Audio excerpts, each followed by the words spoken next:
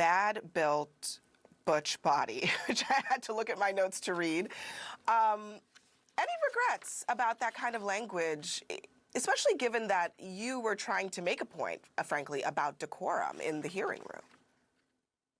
I have no regrets. And I'll tell you why. Because Marjorie Taylor Greene is the type of person that if you give her an inch, she'll take a mile. And the fact that they continue to allow her to break the rules of decorum over and over and over, whether it's the State of the Union that the president is delivering and she's wearing a MAGA hat or otherwise, the reason that she didn't have committee assignments before was because she did not know how to conduct herself as a member of Congress. And so if I just sit there and say, oh, well, Marjorie said it about me, what's to stop her to continue to do it again and again? And at the end of the day, I was elected as a representative of Congress, but that doesn't mean that I'm supposed to be somebody's doormat. But Michelle Obama famously said, when they go low, we go high. Are those days basically over? I don't know that we can even call this a low. I mean, she goes to hell, and then I do my best to remind her as to why she should not cross me. So one of your colleagues, Jamie Raskin, actually suggested that some members might have been drinking. Others have said that as well, making that suggestion. That's a pretty serious allegation. Do you think that that played a factor here? I think with Marjorie Taylor Greene, it doesn't require alcohol for her to be unhinged. I'll be perfectly honest.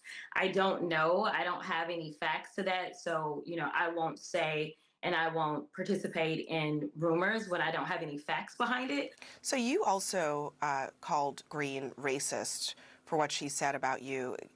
Why is that? Yeah.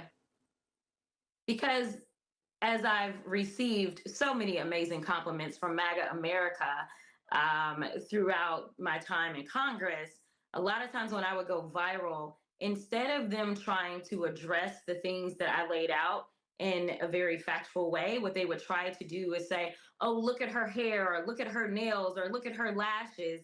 And they would all then associate anything that I do as a form of beautification with being quote unquote ghetto. And so to me, she was just basically repeating the nonsense that MAGA world is constantly putting out there, because I am not the only woman in Congress that wears lashes. And there are women on her side of the aisle that wear lashes as well as hair extensions. But she's never felt like that was a dig that she needed to take at anyone, except for me, a Black woman who sits on the committee. And then, of course, she went after AOC and called her unintelligent, a brown woman that sits on the committee.